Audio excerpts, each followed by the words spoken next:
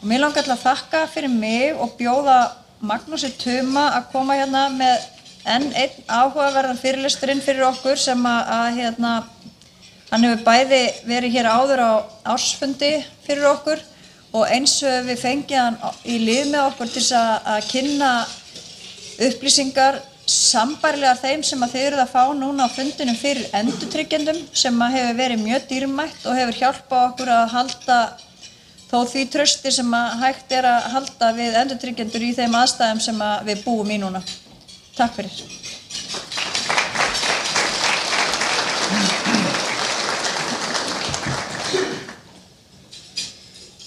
Já, komið þið sæl og takk fyrir að bjóða mér að vera hérna hjá ykkur og tala svona það sem að hefur svona verið, menn hefur verið að velta dálítið fyrir sér núna síðustu misserinn og kom upp í samtali eða vinnu með varðandi endurtryggjendur því að það kom nú upp þegar að Grindavík varð fyrir þessum áföllum þarna í nóvember að þá var nú greinlegt að sumir töldu Ísland væri nú bara ekki á vetur setjandi og hér það væri þarna fyrir 50 árum þá hefði hraun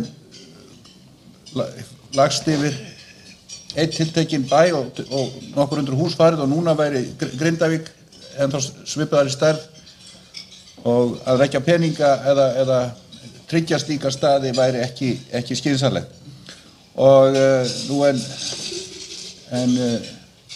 Hulda og Jón Orvar unnu mjög kappsamlega því og með aðstoð annarra til þess að svona sýna hver raunverulega staðan og að Grindavík og Vestmannaeyjar eru ekki alveg dæmigerð fyrir Ísland og nú ég mun svona fjalla þetta varðandi þéttbýlið og hraunahættu og eldgos og við skulum svona byrja á þessu, þetta nú myndir af eldónum í Grindavík, á Suðurhúsgíga röðinni. Nú ég ætla bara svona að renna hratt yfir eldirinn á Íslandi og hvað hætta hraunrennsli. Svo ætla ég að fjalla svolítið Reykjanesskagann, jarðfræðileg einkenni, tengsl og nálægð við þéttbýli og virknina síðan 2021 og svona hvernig þetta lítur út. Og svo aðeins hraun og byggðir á Íslandi og koma aðeins að svæðum sem eru berskjölduð og svo svæðum sem eru að mestu leyti utan hættu. Og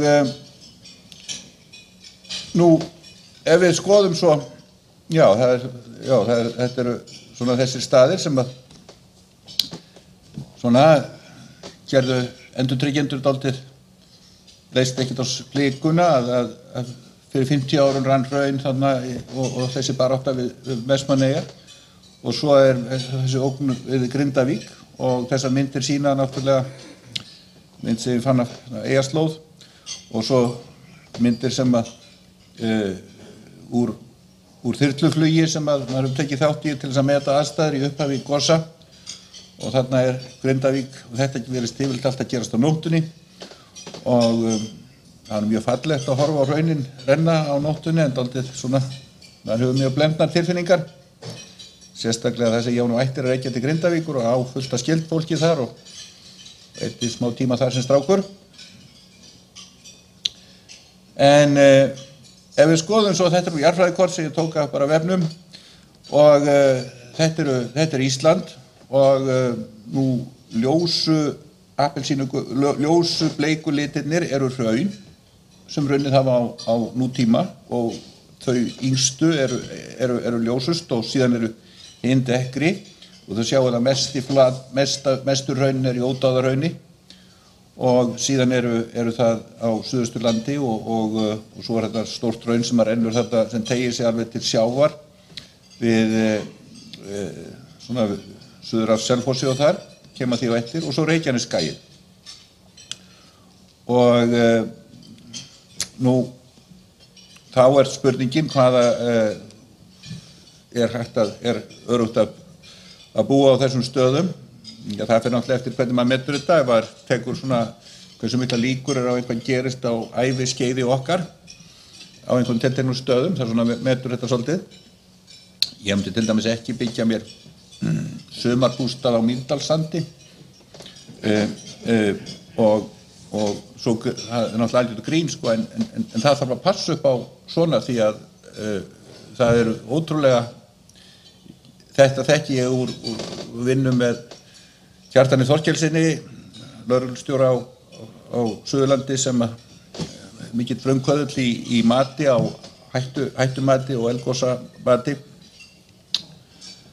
að stöðugur þrýstingur að reyna að byggja á svæðum þar sem er ódýrt að byggja en eru kannski ekki sérlega góðir staðir og en svo við komum að þessu nú ef við byrjum hérna að hér er svona fyrsti staður sem ég ætla að nefna það er Reykjahlíð í Mývatn á hrauni sem var til í Hverfellseldum fyrir 2600 árum og þetta er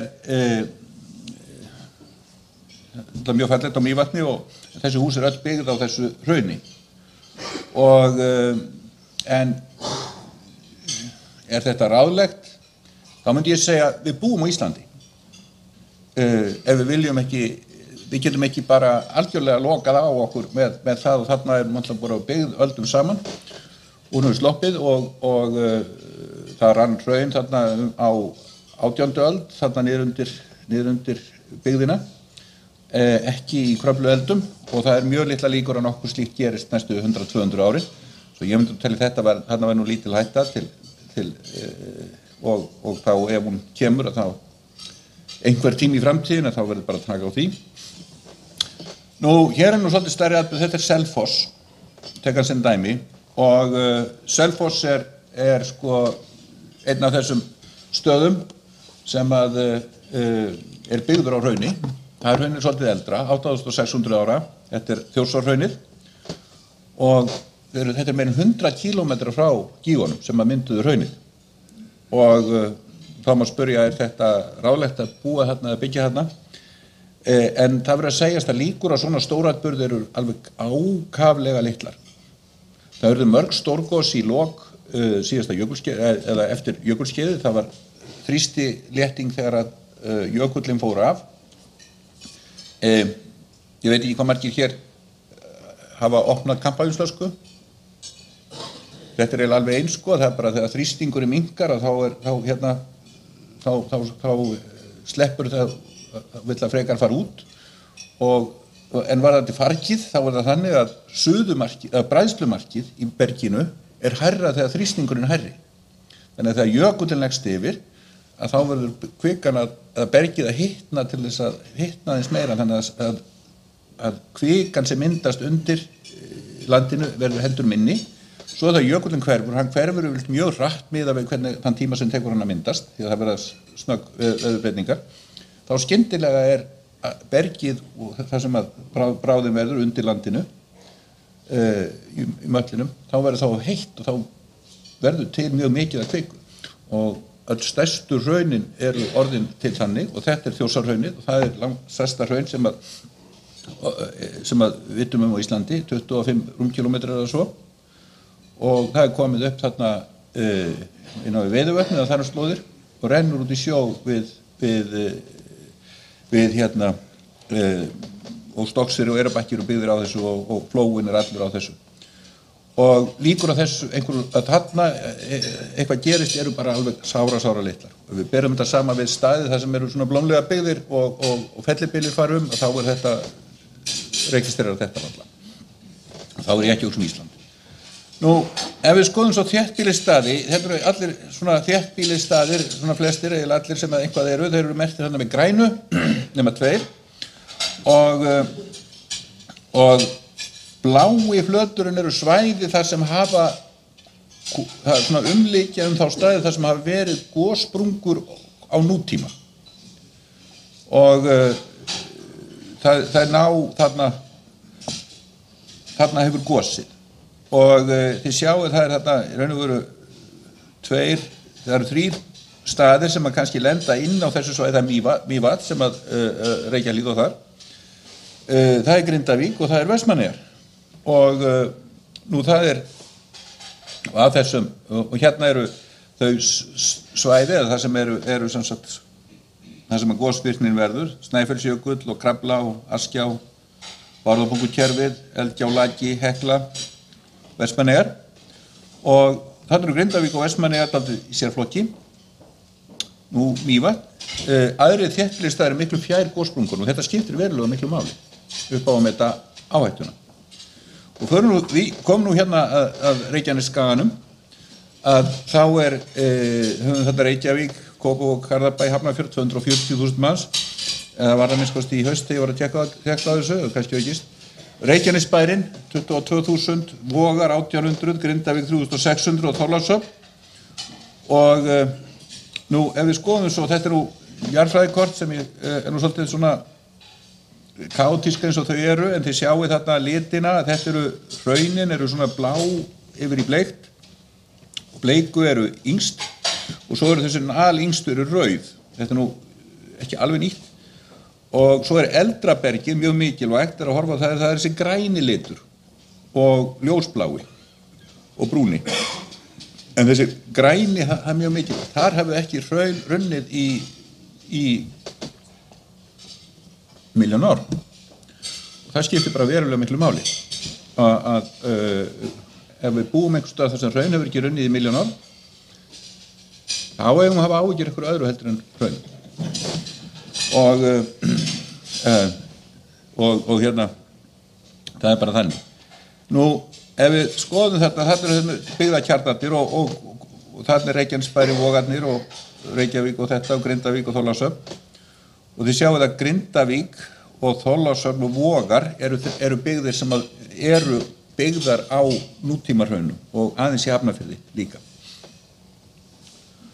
Og nú, svona skaginn, gosvirkni á Reykjanesskaga og svo mynd svona svolítið að við séum að fara núna inn í eitthvað tímabil þar sem að kynslóð, við höfum nú sjá svona eins og þetta verið síðustu árin, þetta verði bara svona næstu árhundruðin. Það ekki svo. Þetta verður öðruvísi. Gosvirkni tímabilin á Reykjanesskaga, þetta eru síðustu 4.000 árin, það er nokkuð vel þekkt, það verður mjög mikil vinna verið unnin í að kortleggja þetta af jarðfræðingum, en það sem svona virkastur í því núna Magnús Á. Sigurgeirsson og Ísor og hann aðstóðað mig og við sjáum merki Ísori þarna. Og þetta eru 3 síðustu tímabil og þau stóðu svona í 450 til 600 ár en meiri hluta þess tíma er ekki gos í gangi heldur tímabil á milli. Og þetta svona á 1200 ára lotað eitthvað svoleiðis. Og nýtt tímabil hófst 2021 og ef við skoðum þetta eru svona raunir sem eru mynduð 21 til 25 og svo eru þarna, sjáðu hina litina, þetta eru gosvirknin á tímabilinu 800 til 1240 og hver litur þar, þessi eldrauði, það eru nýju hraunin og hini litirnir eru dekksti liturinn fyrstu hraunin og svo þau nýjustu sem urðu til á 13. öld eru þessi sem eru yst á skaganum í eldvörpum og þar og eins og sjáið að það eru mjög fjarri því að gosvirknin þekja allan skagan. Hún nær mjög sjaldan til sjávar en þó líklegt að hún gerir það á einhverjum stöðum. Og svo sjáum við punktalínuna þarna, þessa hér, ég veit ekki hvort ég sjáum, þetta sést ekki. En þið sjáum punktalínuna, það innan þessara línu sem að gossprungurnar sem hafa verið virkar á nútíma liggja. Og þetta skiptir mjög miklu máli og þið sjáum að þær liggja alveg að Grindavík. Það eini bærinn þar sem að gossprungurnar ná, en það hefur við séð það í tvígang gossprungur sem eru bara alveg í jaðrinu, sem betur fyrir mjög litlar. Og þannig eru byggðirnar, það Reykjanesbær, Vogar og Reykjavíkursvæðið, Grindavík og þetta. Og nú þetta eru þessi gos á síðasta ári, þetta eru mjög tilkomið mikil byrjun. Það hefur eiginlega komið okkur öllum á óvart hvað þetta eru gríðarlega kraftmikil byrjun á þessu. Það eru mesta reynsli sem hefur séð í maígosinu og í fyrra 3000 rúmmetra á sekundu. Það ef við tökum sem rúmmetra þá er það eins og það séu 8 Þjórsár að flæða fram. Þetta er svo stórt hlaup og það er ekkert sem stoppar þetta en þetta rennur eins og vökvi og að því að renna svo hratt og garðarnir sem hafa verið gerðir hafa sýnt það og þetta vekur athygli víða heim og svona án fordæma. Sú varnargarðavinna sem þarna hefur unnin og hefur bjargað Bláalóni og náttúrulega sérstaklega Svartsengi og verulegum hluta Grindavíkur. Það ekki fordæmi fyrir þess áður. Þetta þykir mjög merkilegt.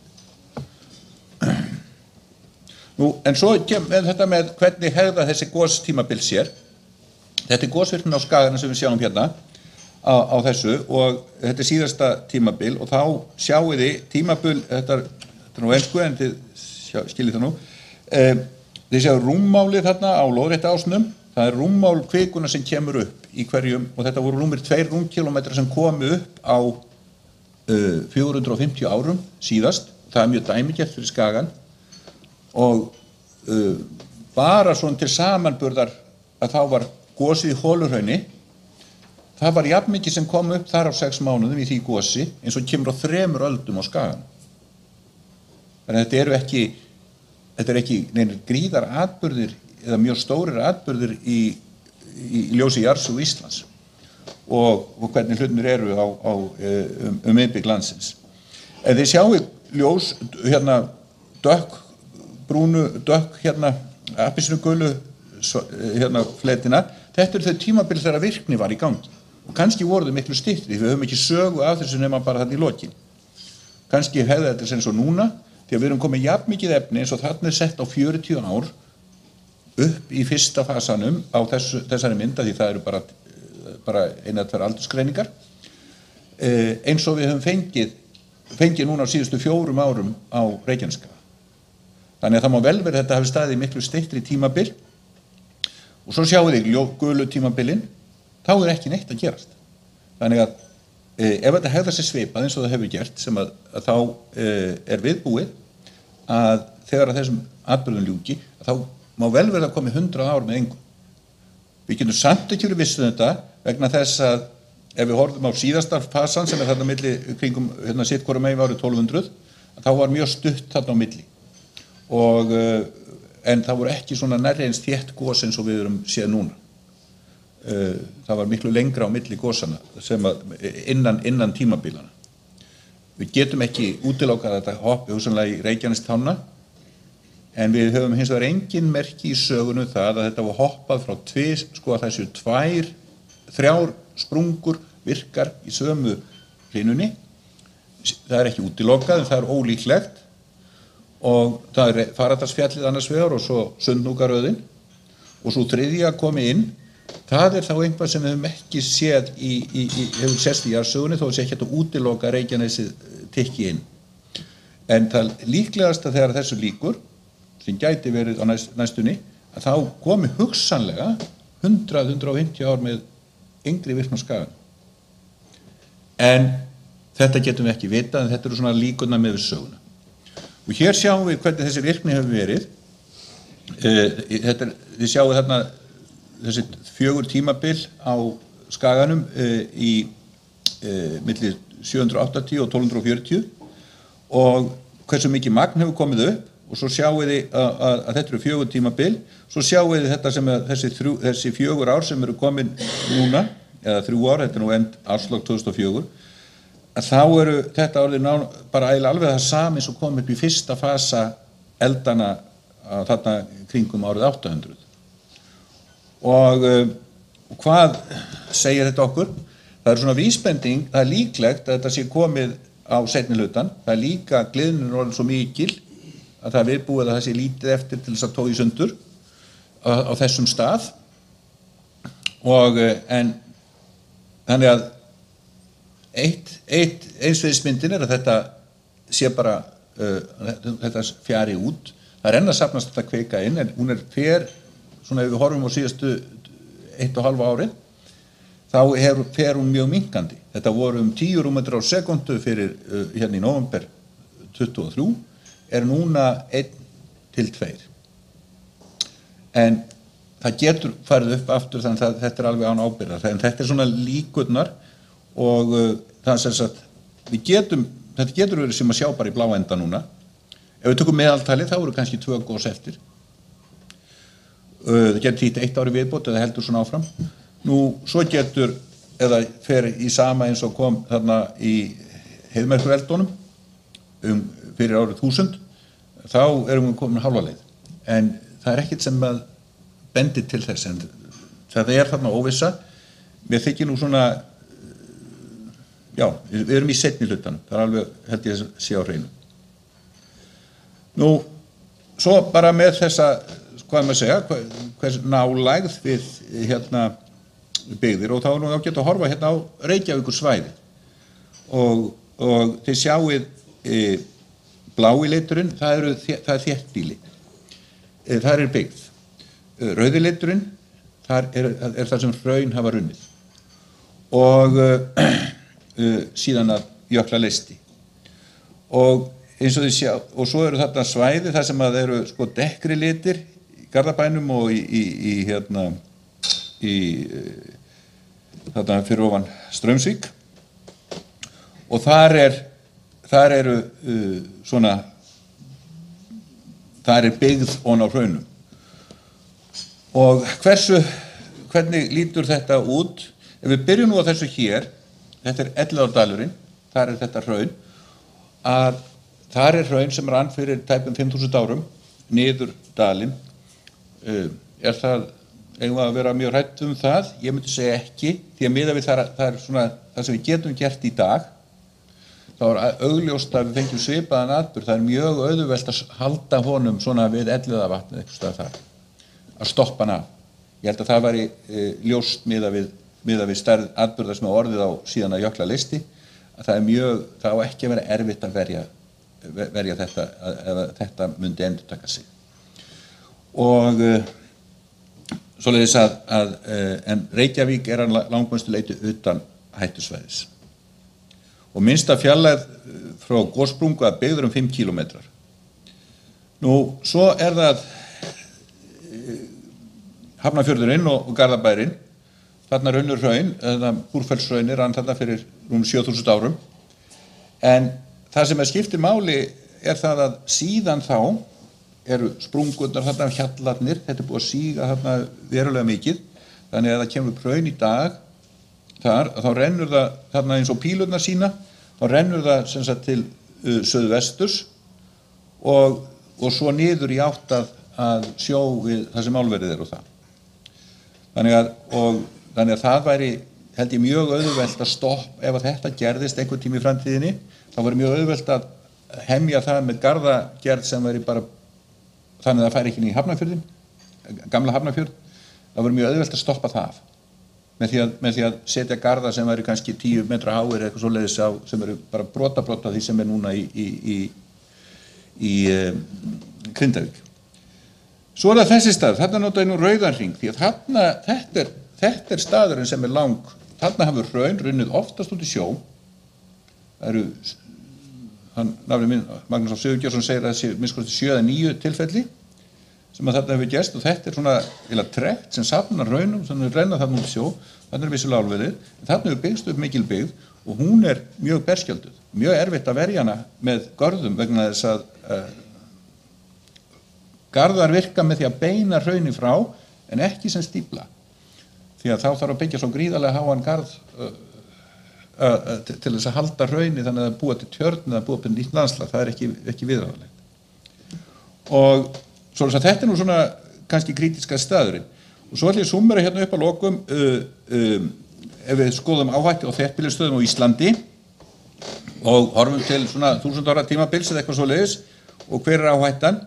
Ég er ekki minna, það er ekki, sko, þetta er ekki útreiknaða tölur, sko, þetta er bara svona mat, og ég held að getum öll verið sammála það að hraunahætta á Vestfjörðum er engin. Og stærstu hluti Vesturlands, Norðurland, vestan Skjálfandafljóts, Austurland, Suðausturland, engin hraunahætta.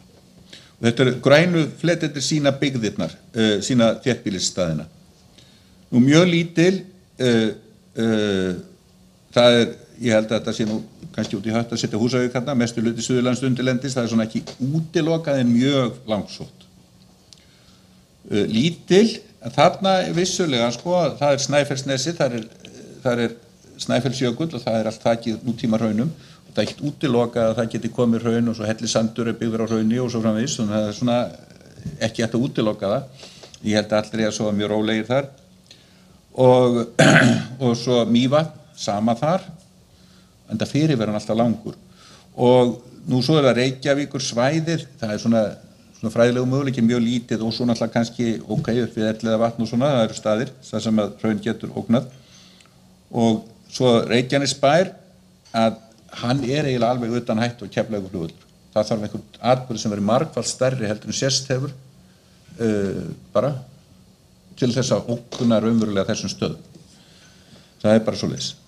Og nú einhver hluti Hafnarfjarðar það er svona, en það ætti að vera hægt að ráða við það. Og svo nokkur, þar er náttúrulega vissulega Heimaey, en það er náttúrulega nýbúið að vera virkni þar og sennilegt að hún sé búin í langan tíma og það er mjög langt á milli gosa þarna. En það verður að fylgjast með því, en ég held líka að það er ekkert að fara að flytja burt úr bænum út af mögulega geti gosið einhvern í framtíðinni. Svo kemur veruleg. Það er vissulega Grindavík, hún er sérstöðu punktur, hún er svo berskjölduð. Og vellirnir í Hafnarfirði, nýju þarna svæðið og iðnaðarsvæðið Straumsvík, þetta eru þeir staðir sem ég kalla þéttbýlisstaðir sem eru virkilega útsettir og þarf að hafa áhyggjur af eða þarf að hugsa og mikil uppbygging á svona svæðum eykur mjög mikið berskjöldun svæðana og tjónnæmið okkar. Þannig að þetta er nú svona það sem ég held að þurfa að hugsa og svo ég tökum þetta saman að þá er sem stærstu hluti þéttbýlis á Íslandi ekki í umtalsverðri hættu vegna hraunrennslis. Nú Austurland, Vestfirðir, Norðurland, Vesturland og Suðusturland utan hættusvæða. Stærstu hluti Reykjavíkur eru utan hættusvæðis með hraunrennsli, það er bara þannig. Og nú nokkri þéttbýlisstaðir eru byggðir á hraun yfir á nútíma, en það eru líkur að hraun á aðeim á Suðurlandi og Snæfellsnesi þessi er bara mjög litlar. Mývatnssveit, það er mjög litlar líkur á gjósi það næstu 100-200 ári. Það er bara, ef við tökum tóman tank og reynum að hella úr honum, það kemur ekkert úr honum. Það er bara eitthvað sem við kunnum. Það tekur alls tíma. Þar var náttúrulega Kröflueldar ekki mjög langt síðan þeir urðu. Svo Heimaey er virkt gossvæði en tíðni gosa mjög lág. Það verður eftir nokkur þúsund ára á milli gosa þarna. Núna síðast mörg þúsund ári.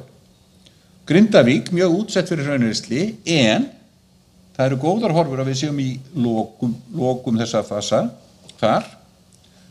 Það er líkra ef að heldur áfram að hoppi þá annað. Og það eru góðar horfur að varnargarði Bjargibænum og þannig að eftir að núverandi virkna Sundhnúksgígarauðni líkur að þá eru góða líkur á að svæði sig úr hættu næstu 1000 árin. Þetta er ekki komið, en þetta eru góða líkur á þessu. Svo eru vellirnir í Hafnarfirði og iðnaðarsvæði við Straumsvík, mjög útsett fyrir hrauni, ekki einfalt að bjarga með varnargörðum.